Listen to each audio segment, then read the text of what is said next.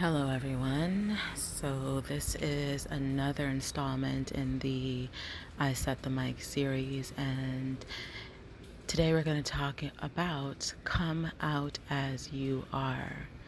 So, by now, those of you that have been following the IsetTheMic series have heard me share that I am lesbian. And I want to share specifically here my come out story, and in another audio recording I will talk about the late blooming lesbian and aspects within that.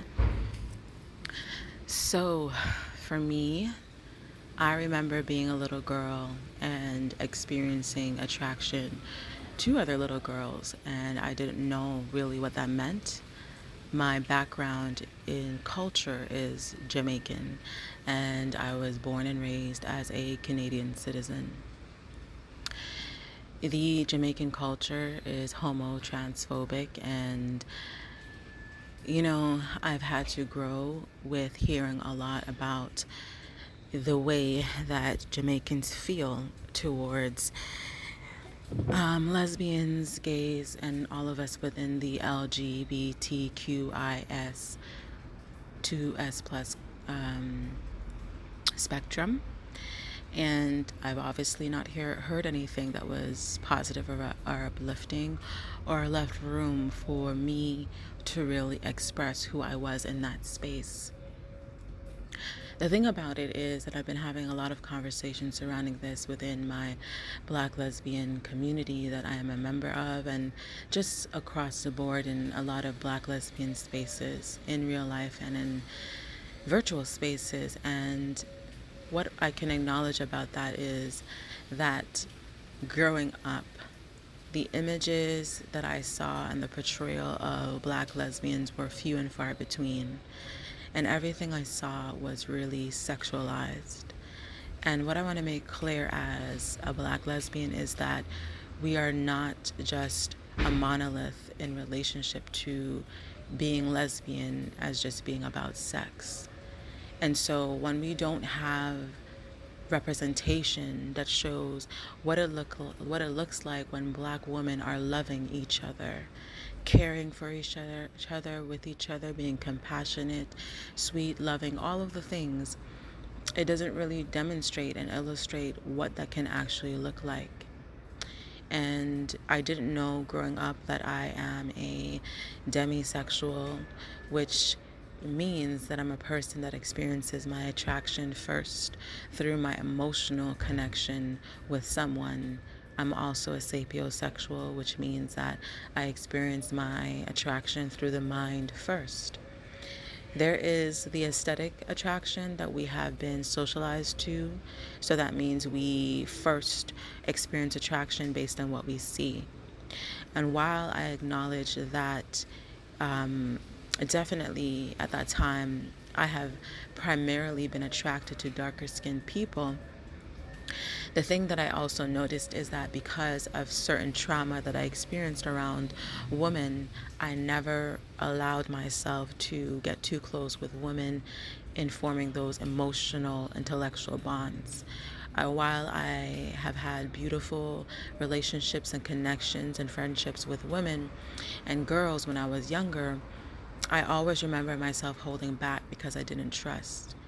And I always remember wanting to live up to whatever the standard of being a Black woman, a Black Jamaican woman is supposed to be. And I never really understood because as a socially awkward child, connecting in relationships was a challenge for me. And so where I am today, really releasing from the age of 14 to 21, from 21 until 38, the age I am today, I really have been more in the self-exploration, self-growth, self-expansion, self-actualization of myself, decentering what I have been socialized to do surrounding attraction, love, relationships, communication, mental health, all of those different things. And so without divulging too much of my personal experience with the first woman I have loved, It was when I recognized that I love this woman that I affirmed within myself and allowed that I am lesbian. What it means to me to be lesbian is to finally be in a space of love and all that love encompasses. And I'm going to do another audio recording only on love. Is that I finally know what that is. Everything started to click. Everything started to make sense, because when I was in relationships with men, my socialization was to put men at the center, at the foreground, and I was in the background. Everything I did was for the approval and attraction of men. All men, whether they're men in my family, my friends, my community, and definitely men that I dated. It wasn't about us in this relationship co-creating together. It was always centered around what the man wanted and needed before what I needed as a woman in the relationship. And the experience that I have had recognizing and awakening and remembering that I am lesbian is that my interest and my attraction is only to be with Black lesbian women. I'm attracted to Black lesbians because I am at home there. Everything makes sense there. My interest is to be with her in such a way where we experience growing together, co-creating together, building and partnering and loving each other in a way that is the most expansive and the most beautiful experience I have ever come to experience. I feel understood. I have clarity. All the parts fit. All the pieces form a beautiful masterpiece. And I am ready to be in that space. So those of you that have been following my journey, you have seen that I have created Sapphic NeuroDistinct for Black lesbian femmes and Sapphic NeuroDistinct for Black lesbian AI art collective, which I'll expound more on both of those things in other audio recordings. And I am living proudly and out loudly as lesbian. For those of you that are experiencing the challenges because of cultural, societal, potential harm and violence, I understand why you're not able to come out as you are. I understand the dangers that you may face on the other side. And this is why representation matters. And so from now until I take my last breath in this physical body, everything I'm going to be doing is going to be around the mental health and human rights advocacy, specifically for Sapphic Noir Black lesbians. And by now, those of you again that have been following the journey, you know what Sapphic means. And so in the Sapphic spectrum, what is included there. So I have shared within the past a few years with 3 of my family members and a couple of my friends, so they know who I am. And primarily that surrounds when you're being asked, well, where's your husband, where's your boyfriend, and all of those different things.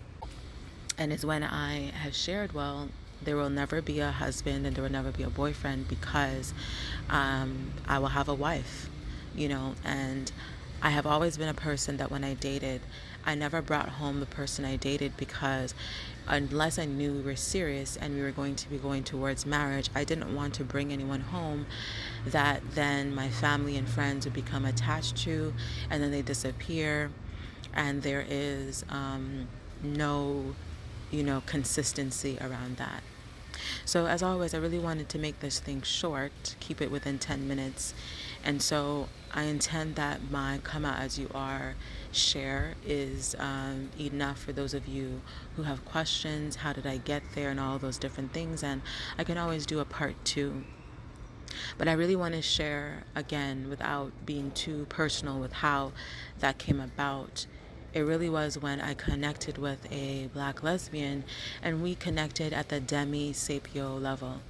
I connected with her by being friends first, and that is really where I start in my intimate relationships. I'm interested in the foundation of friendship.